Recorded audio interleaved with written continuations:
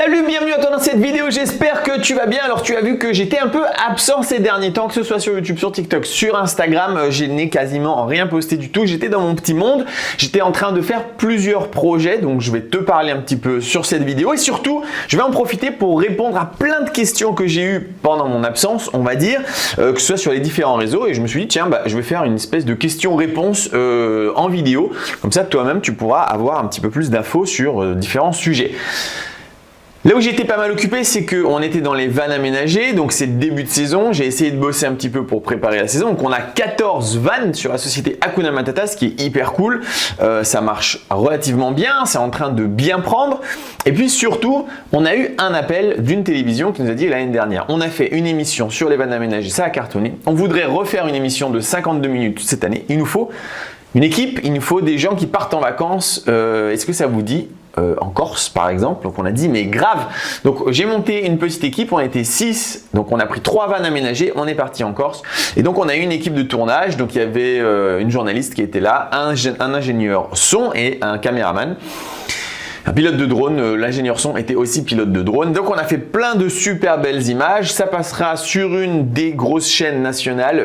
Je ne sais pas si j'ai le droit de dire. Donc ce sera entre TF1 et M6, tu vois, les 5-6 chaînes nationales. 52 minutes, donc c'est carrément cool. Évidemment, je te donnerai, dès qu'il y a les dates de sortie, je te les donnerai. Ça va faire une bonne pub, 52 minutes sur Hakuna Matata. Alors c'est pas 52 minutes sur les vannes sur Hakuna Matata parce qu'il y a une autre équipe. Donc ce sera 52 minutes. Je pense qu'on aura genre une demi-heure que Hakuna Matata. Et les 22 autres minutes sur une ou deux autres équipes. Mais bon, une demi-heure sur une chaîne nationale, c'est quand même pas mal. Alors j'ai pas du tout été payé pour faire ça, au contraire, hein, même moi, alors c'est pas moi qui les ai payés eux, mais j'ai payé tout le coût en fait des vacances.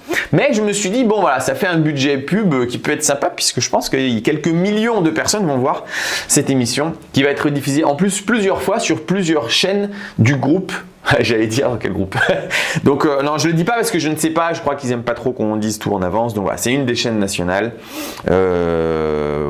les 6 gros, une des 6 grosses premières chaînes nationales. Autre chose, je suis en train de finir la Romantic Room. Aujourd'hui, je te fais cette vidéo, on est lundi. Je pense que mercredi, elle devrait être finie. Ensuite, on ira la voir ensemble. Je te ferai une vidéo uniquement sur la Romantic Room pour que tu voyes un petit peu d'où on part. Et tu vas voir que c'était très très laborieux puisqu'on voyait même les poutres apparentes du plancher à travers… on voyait en fait, il n'y avait plus de plancher. Et aujourd'hui, on a quasiment un bâtiment neuf. Là, en fait, il est neuf. Je pense que même légalement parlant, il est neuf. Donc ça va être assez cool. Je vais le finir cette semaine. Dès que ça c'est fini, je suis à full formation IMO 2.0 où je vais vraiment développer énormément la formation. Il y a déjà une formation qui existe, qui n'est accessible que pour les gens qui ont le pass VIP pour le moment. Je crois que c'est 5-6 heures de vidéo. On va passer à au moins 10 heures si c'est pas plus. Et ensuite, j'ai d'autres logements que je projette de mettre aussi dans cette IMO 2.0 avec de l'atypisme, mais hyper rentable puisqu'on est en moins 20, 30, 40, 50% de rentabilité. Selon les projets. Donc ça aussi, voilà, ça a pris un petit peu de temps. Dès que j'ai fini ça, je te donne, c'est des news là pour tous ceux qui ont. Dès que j'ai fini cette formation, je pense d'ici la semaine prochaine, j'achète un van. J'achète un Volkswagen. Je vais acheter un Volkswagen et on va faire une formation entièrement sur la création d'un van aménagé. Donc je vais l'acheter, le construire de A à Z, ça va me prendre probablement un bon mois je pense de travaux et ensuite tu sauras toi-même comment 1 le construire, comment 2 le louer. On va faire un pack pour que tu gagnes de l'argent avec les vannes puisque moi c'est ce que je fais depuis un moment. Il est temps que toi aussi tu puisses gagner de l'argent là-dessus. Ce que je te propose donc c'est que je vais prendre pas mal de questions que j'ai eues en mon absence. Je ne vais pas y répondre en direct, genre en tapant, mais je vais y répondre un petit peu là maintenant et je le taperai plus tard. Je vais commencer par le compte YouTube. Voilà. Et là, je dois défiler et là, j'ai des tonnes de questions. Et voilà. Et là, tu vois, c'est là que je suis vraiment en retard. Alors, je vais chercher une question technique. Hein. Il y a des questions, j'en ai plein qui sont parfois un peu pas trop techniques. Alors, attends une seconde. Ok. Alors, en fait, si vous voulez, il y a des questions parfois qui sont techniques. Et parfois, il y a des questions qui ne sont pas du tout techniques. C'est juste des gens qui n'ont pas regardé la vidéo jusqu'au bout. Alors, tiens, j'en prends une. Donc, j'ai de l'argent à mettre dans un bien immobilier, mais quoi acheter? Comment ne pas se faire bip? Need help, j'attends ta prochaine formation. Alors, c'était il y a très longtemps, je suis désolé, vraiment j'ai pas répondu. En ce moment, au niveau de l'immobilier, tiens, on va faire un petit tour de l'immobilier. En ce moment, il est clair que, en tout cas dans ma région, les prix commencent à baisser. Et d'ailleurs, il y a pas mal de ventes. Je pense qu'il y a pas mal de gens qui se sont dit, ok, en fait, s'il faut vendre, c'est maintenant. Et là, on commence vraiment à rentrer dans une phase où il y a pas mal de vendeurs et il n'y a pas beaucoup d'acheteurs. Il n'y a vraiment pas beaucoup d'acheteurs parce qu'en fait, c'est très compliqué d'acheter en ce moment. Les taux sont très élevés. Je pense qu'on sort d'une phase qui a duré quelques années où les taux étaient très bas et pour la plupart des gens, si ce n'est tout le monde, on se dit les taux bas, c'est ça la norme. C'est les 1,5%, ça c'est la norme et donc je vais attendre que ça revienne à des taux bas comme ça avant d'acheter. Sauf que en réalité, dans l'histoire des crédits, c'était une exception exceptionnelle, puisque c'est une exception. Enfin, c'était vraiment très très rare. En fait, je suis même pas sûr que ce soit déjà arrivé avant. Et ce n'est pas du tout la norme. Même si nous, on a été habitués pendant quelques années comme ça, ce n'est absolument pas du tout la norme. La norme, c'est plutôt là où on est maintenant. C'est-à-dire, alors je ne sais pas exactement, 4, 5, 6%. Alors tiens, c'est marrant parce que, comme quoi, tu vois, il y a vraiment une croyance globale. J'avais fait une vidéo, je pense, aux alentours de septembre-octobre. J'avais fait une vidéo sur YouTube, j'avais fait une vidéo sur TikTok où je disais, en fait, les gars, ça va augmenter et on risque d'être à 3 à 4%. Et tout le monde me disait, ah, jamais 3-4%, c'est impossible. C'est impossible. Alors attends. Taux crédit immobilier moyen. Parce que, en fait, on se disait, nous, on a connu du 0,95, du 1%, du 1,5 max. Donc, en fait, ça ne peut pas augmenter tant que ça. Et ça, c'est genre vraiment avoir une croyance. C'est dommage parce qu'en fait, comment?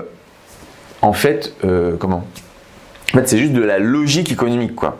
Voilà. Donc là, le meilleur taux, le meilleur, hein, c'est pas la moyenne du tout. Le meilleur. Ah, maintenant, attends, si, ça y est, j'ai la moyenne, Donc, le taux moyen sur 7 ans, on est à 3%. Qui fait du crédit sur 7 ans? Personne. Le taux moyen sur 15 ans, on est à 3,10. Et là, je te parle en nom propre, évidemment, pas en société. Sur 20 ans, on est à 3,25. Et sur 25 ans, on est à 3,35. Ça, c'est la moyenne des taux. Boum, on est dedans.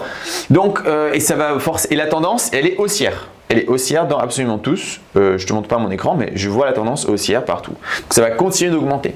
Donc, on est déjà dans les 3% et c'est tout simplement logique parce qu'en fait, le 1,1% était une anomalie. Donc, ok. Si on prend ça, il y a plein de gens qui, eux, se disent « Non, mais attends, en fait, 3%, c'est énorme, c'est vachement trop.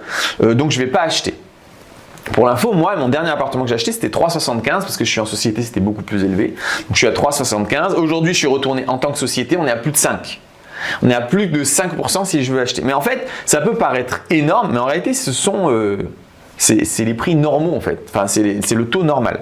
Donc, il y a plein de gens qui se disent, moi je vais attendre, donc il y a moins d'acheteurs. Ceux qui se disent, ok, vas-y, je me lance, les banques, elles galèrent un petit peu à octroyer des crédits. Et puis surtout, vu que le taux augmente, tu as un vrai impact, mais significatif sur la totalité que tu peux emprunter. Et donc, tu peux emprunter beaucoup moins qu'avant. Donc, c'est compliqué aujourd'hui d'avoir des acheteurs. Et de l'autre côté, tous ceux qui ont des appartements, ils commencent à se dire « Ah ouais, en fait, c'est vrai que c'est compliqué, donc il vaudrait mieux que je vende maintenant que c'est haut parce qu'on risque d'avoir du prix qui descend. » Et vu que tout le monde a un peu cette pensée, il y a de plus en plus de biens sur le marché, il y a de moins en moins d'acheteurs et donc les prix descendent. Tout simplement, on est en train de vivre ce moment. Donc, à l'instant T, c'est encore compliqué d'acheter un bien parce que c'est trop cher. Parce que les vendeurs, eux, pour le moment, ils sont en mode « Non mais attends, on a augmenté de 30%, donc il faut que je vende plus cher. » Ce qui va se passer d'après moi, ou ce qu'il va falloir faire comme stratégie d'après moi, c'est d'aller sur le marché, c'est d'aller visiter des appartements et de faire des offres beaucoup plus réalistes en expliquant en disant non mais en fait il y a plein de biens de disponibles, les prix sont beaucoup trop élevés, donc moi je te fais, et là on repasse sur tous ceux qui ont fait la formation IMO de A à Z, on repasse vraiment sur une position où on dit ben moi je te fais des offres à moins 10, moins 20, moins 30%, peut-être même moins. Et le gars, au début, il va dire non. Il va y avoir une phase où les vendeurs vont dire non. Mais en fait, puisqu'ils ne vont que recevoir des offres au rabais ou bien ils ne vont pas recevoir d'offres parce qu'il y a de moins en moins d'acheteurs, à un moment, ils vont céder. Et c'est une pression en fait, si tu veux. C'est une pression entre ceux qui achètent, ceux qui vendent. Si on n'est pas d'accord sur le prix, si tout le monde dit on veut moins 20 ou moins 30%, il y a un moment où les vendeurs vont accepter. Ceux qui ont vraiment besoin de vendre. Donc, à l'instant T, d'acheter au prix du marché, non. Par contre, d'aller voir des biens, de négocier à mort et de faire des offres au rabais, pour moi, c'est plutôt le moment. On est peut-être même un peu tôt, mais ça va commencer de plus en plus à passer. Ça, c'est la première chose. Deuxième chose, l'immobilier en mode on achète un bien, il s'autofinance dans le meilleur des cas, ou même j'ai un petit peu de cash flow quand je mets en Airbnb. En fait, ça, il va falloir, d'après moi, l'oublier. On oublie cette stratégie qui n'est pas du tout assez rentable, elle n'est pas du tout assez efficace, elle n'est pas du tout assez… C'est pas ça qui va changer ta vie. Du tout, loin de là. Au contraire, ça va changer ta vie, oui, mais pas forcément dans le bon sens. Ça va être une préoccupation en plus dans ta tête, alors que ça va pas être foufou. Nous, on est sur cette chaîne, on essaye de faire que des trucs foufou. Que des trucs foufou. Donc l'immobilier, pour moi, aujourd'hui, ça rime clairement avec atypisme. Atypisme. Donc, je te donne par exemple, tiens, c'est marrant, il va se reconnaître, c'est la personne qui a fait, il est interviewé en fait dans la formation sur l'immobilier 2.0. Il m'a envoyé hier, j'ai pas regardé, je t'avoue, mais je te dis juste le titre de la vidéo. Il m'a envoyé un truc hier, il faut que je retrouve. Voilà, c'est une vidéo sur YouTube, alors je sais pas si vous l'avez vu ou pas, moi j'ai pas regardé encore, mais le titre fait 100 000 € par an avec une cabane. Cabane en bois, d'accord, 40% de rentabilité, 85% de taux d'occupation annuel. Bien sûr, c'est évident en fait. En fait, c'est évident. D'accord, la personne gagne 100 000 € par an avec une cabane dans les bois. Il y a un gars ici ailleurs, il a des bulles en verre. D'accord, c'est une bulle. Tu mets un lit, tu mets 2-3 meubles et en fait, t'as pas froid, t'as pas chaud et tu es dans une bulle et tu vois, tu es dans la nature. Ce gars-là, il a 4 cabanes, enfin il a 4 bulles. Il a mis un jacuzzi commun pour tout le monde, histoire qu'il y ait un petit truc en plus. Il les loue en moyenne 200 € par nuit. Moi, j'ai voulu en prendre une pour tester. C'était plein pour un mois qui arrivait. C'est-à-dire qu'il en a 4, il fait 800 € par jour. 800 € par jour avec un truc en verre.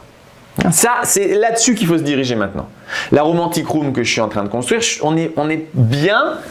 Je pense que c'est ça qu'il faut faire dans de l'immobilier dur. Dans du dur, je pense pour moi, il n'y a que ça à faire maintenant.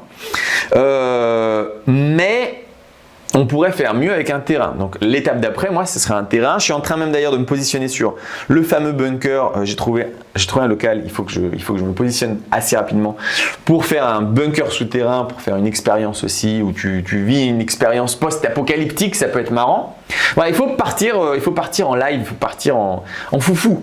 Il faut être foufou dans l'immobilier et c'est que comme ça que ça a marché. Et aussi le fait que aujourd'hui l'immobilier, il y a des gens qui se disent ouais, moi je vais faire du Airbnb classique. Et c'est très bien, c'est très bien, tu gagnes beaucoup d'argent. Ceux qui regardent des vidéos, il y en a qui vont me dire oui mais attends, on ne peut pas faire dans certaines villes. Non mais en fait il y a des contres dans tout, il faut juste les connaître. Et oui, tu peux faire de l'Airbnb toute l'année dans des villes, il faut juste connaître le contre. Mais en fait c'est pas ça le problème c'est que c'est chronophage. C'est ça le problème. Le problème, c'est que c'est relou. Le problème, c'est que tu vas devoir gérer des locations, peut-être tu vas devoir faire le ménage, il va falloir les réparer. En fait, c'est pas aussi automatique que ça. C'est automatique, mais pas autant que ça, Airbnb. En tout cas, par rapport à ce que tu vas gagner derrière, c'est pas non plus dingue. Si tu pars sur un truc du genre la Romantic Room, du genre une cabane dans les bois, etc. En fait, tu gagnes tellement d'argent que bien sûr que tu peux dépenser 300 € pour totalement le faire gérer par quelqu'un. Bien sûr. On va voir. Mais si la Romantic Room que je suis en train de construire, mettons même je le fais vraiment à un prix bas, quoi, genre bas. Je suis à 120 € par mois. Alors là, franchement, si je fais à 120 € par mois, je tue le business de la Romantic Room dans le coin. Je prends ma petite calculette. D'accord? Est-ce que j'ai besoin d'une calculette pour ça? Non. 120 € par mois, je crois que j'ai réussi à le compter. Mettons même c'est que 20 jours. C'est-à-dire un taux d'occupation pas ouf. Je serais genre à 66%. C'est vraiment pas ouf du tout. D'accord? C'est-à-dire que je suis à 2400 € par mois sur un petit studio. J'ai 400 € de crédit. Je vais avoir 200 € de charge parce qu'il y aura quand même beaucoup de charges électriques et surtout en eau. Donc ça va me coûter 600. J'ai dit 2004. Il me reste 1008 de cash flow. Ok, bon là on va un peu vite, hein, je compte pas, mais même la taxe foncière, etc. On va pas faire s'amuser à un tableau. 1006, allez, même il me reste 1000 € de cash flow. Donc j'ai vraiment des charges en tous les sens. Mettons que je paye énormément d'impôts, enfin je sais pas, genre j'ai très mal fait, je paye une fortune. Et il me reste 1000 € de cash flow. Mais bien sûr que je peux payer 500 € quelqu'un. Et je le ferai. Et j'ai un bien qui s'autofinance et en plus qui me rapporte 500 € par mois. Et je ne le vois absolument pas. Ça, c'est faisable parce que je gagne énormément d'argent. En réalité, ce sera plus.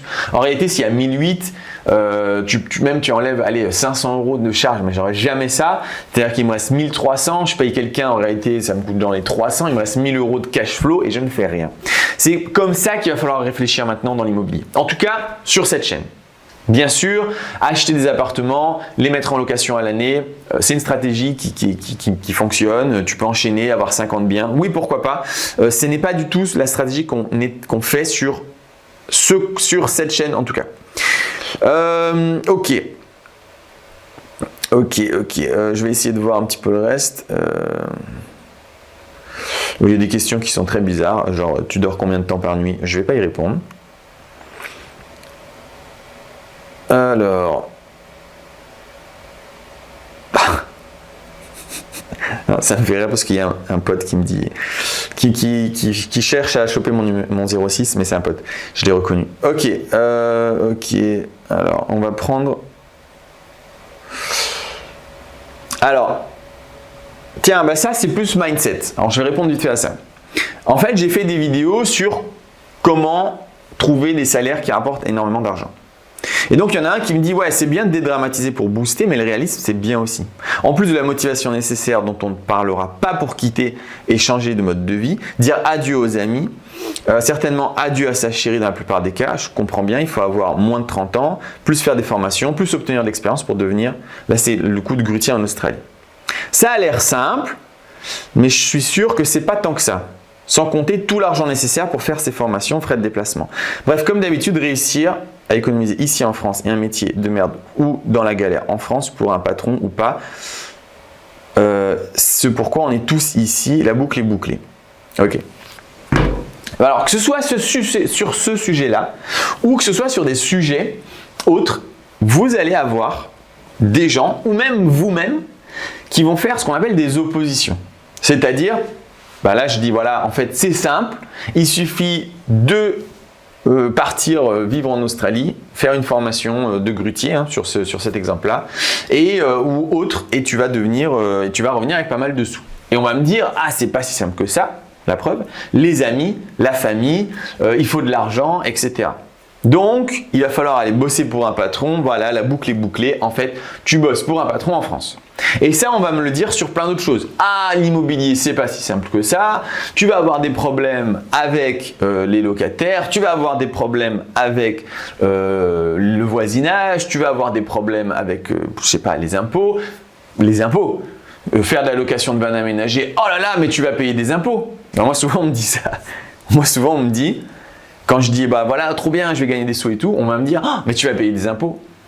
Opposition en fait. Mais en fait tout ça ce sont des excuses, excusez-moi, mais c'est des excuses bidons quoi. C'est bidon. Évidemment qu'à chaque situation, tu vas avoir une problématique. Évidemment. Et c'est à nous justement de prendre cette problématique à la légère. En mode, ben oui, et alors? Je m'en fiche. En fait, tu vois, je m'en fiche si je paye des impôts. Tiens, regarde, par exemple, je vais probablement payer énormément d'impôts cette année.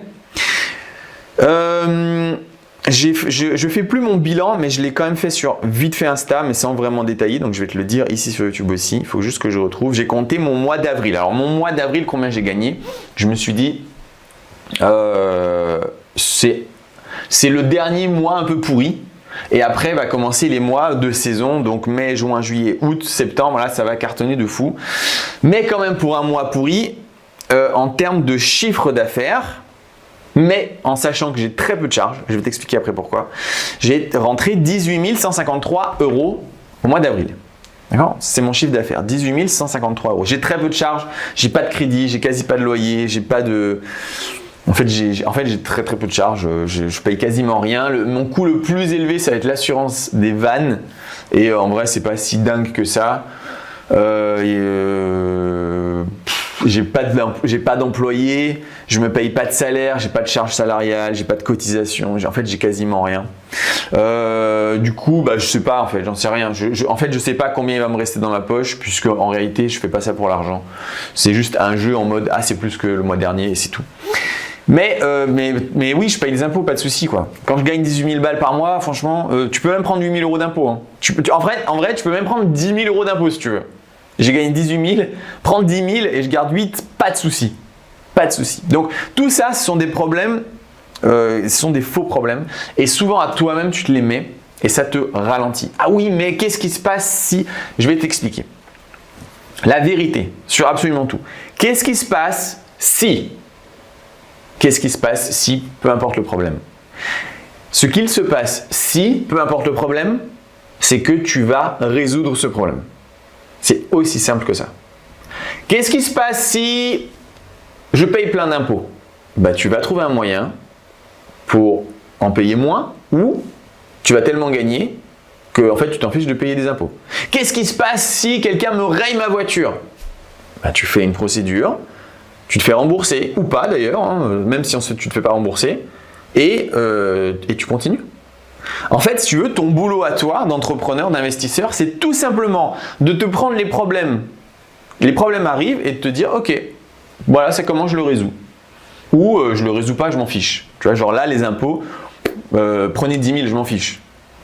Et ça, en fait, c'est vraiment cet état d'esprit que tu dois prendre. En mode, moi, mon métier, c'est de résoudre des problèmes, mais à la cool. C'est pas la fin du monde en fait. En fait, si on me rend une voiture qui a été rayée, mais en fait, moi perso, je vais te dire, et d'ailleurs je l'ai vécu pas plus tard que hier, on ramène des vannes, on a ramené des vannes et mon frère a rayé l'un des vannes. D'accord, il a abîmé la carrosserie. Et on me dit, oh là là, mais c'est grave. Non, en fait, je m'en fous quoi. En fait, je m'en tape. Parce que le van, il a déjà rapporté, il s'est déjà remboursé en fait. Tu vois, avec les locations. Et je peux le garder encore des années, il va se rembourser 4 fois. Et s'il faut que je répare pour 500 balles de carrosserie, bah je le fais en fait, je m'en fiche. C'est pas un problème. Ça n'est pas un problème. En tout cas, ce n'est pas un problème dramatique. C'est une problématique à résoudre. C'est aussi simple que ça. Voilà. Et mon métier, c'est de dire, je m'en fiche. Allô, le carrossier, et voilà, je t'amène un van pour le réparer. Merci, voilà, il est réparé. Voilà. Donc, il faut arrêter de dramatiser. Si je reprends l'exemple de genre le gars qui me dit « Oh là là, mais tu pars vivre à l'étranger pour gagner plus d'argent, tu vends tout ce que tu as, qu'est-ce qui se passe si ?» Qu'est-ce qui se passe si en fait tu ne trouves pas de travail là-bas? Si tu ne trouves pas de travail là-bas, ça n'est absolument pas un problème. Pas du tout. Tu reviens et tu n'as plus du tout d'argent, ça n'est pas du tout un problème. Pourquoi? Parce que tu seras parti vivre à l'étranger, que tu auras appris à parler anglais, donc tu auras carrément un outil supplémentaire dans tes bagages. Tu auras voyagé, tu auras découvert des nouvelles choses, tu auras rencontré des nouvelles personnes. Donc, tu vas avoir acquis de l'expérience personnelle.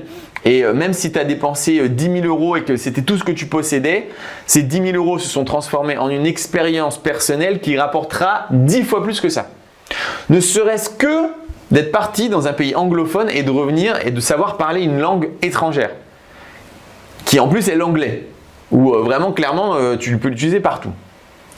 Donc tu ne peux pas échouer. En fait, soit tu y vas et tu gagnes de l'argent parce que tu as réussi à trouver un métier et donc tu vas gagner plus pendant un certain temps avant de revenir et boum, tu as gagné. Soit tu y vas, tu te plantes complètement, c'est-à-dire que tu ne trouves pas de boulot mais que tu auras appris l'anglais, tu te seras formé sur différents métiers, tu auras rencontré des nouvelles personnes qui vont changer ton état d'esprit, etc. Et de toute façon, tu auras évolué et tu auras gagné aussi. Voilà, donc c'est pour ça que rien n'est compliqué, c'est parce que il suffit juste… Tiens d'ailleurs, tous ceux qui pensent que c'est compliqué, allez regarder le film Mr. Nobody, qui est un film basé sur le choix, où en gros, je te spoil le film, en fait, aucune décision n'est la mauvaise décision. Parce que chaque chose que tu vas faire, tu vas avoir une expérience de vie. Ok, je te prends un peu TikTok et après on arrête.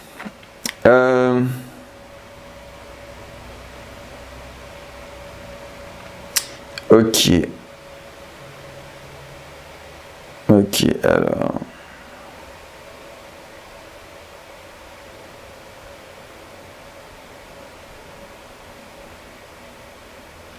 Je suis en train de regarder une qui peut être sympa.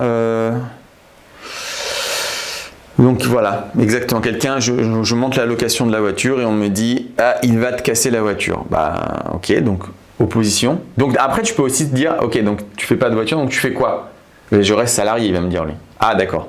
Bon bah... Ok.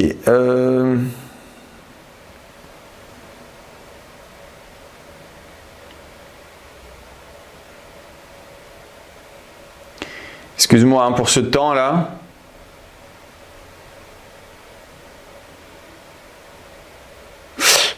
Ok. Bon, tiens, il y en a qui me parlent du boîtier encore, mais je pense que tous ceux sur YouTube, on connaît un peu plus le boîtier. Mais on va finir avec ça. Pour ceux qui ne connaissent pas, quand tu fais de la location de voiture et maintenant de la location de van aménagée, je suis en train de travailler là-dessus, on peut mettre un boîtier électronique à l'intérieur du véhicule pour entièrement automatiser, ce qui nous fait gagner un temps considérable. Donc en fait, si tu veux, les locataires viennent, ils peuvent ouvrir la voiture tout seuls, ils font le check-in tout seuls, ils font le check-out tout seuls. En fait, il n'y a plus rien à faire. Là, je suis parti une semaine, j'ai eu plein de réservations sur mes voitures et écoute, ma foi, ça marche très bien. Donc voilà. Elle était bien cette question. C'était très bien. Bon, vas-y, on va s'arrêter pour aujourd'hui. Ah oui, ce dimanche, il va y avoir un webinaire de ouf. Alors, j'ai pas encore le lien du webinaire. Je vais refaire un petit peu plus de vidéos sur YouTube, donc reste bien connecté sur YouTube. Il va y avoir un webinaire de ouf parce que ça va être le dernier webinaire avant un grand changement. Donc, je pense que ça pourrait être pour toi intéressant de le regarder. C'est dimanche 14 mai, mais j'ai pas encore le lien. Je mettrai le lien dès que je l'ai, dès qu'on a peaufiné ça. Voilà, j'espère que cette vidéo t'a plu. Si c'est le cas, pouce bleu, tu peux t'abonner. Et on se revoit très prochainement puisque je vais faire plus de vidéos cette semaine. Ciao!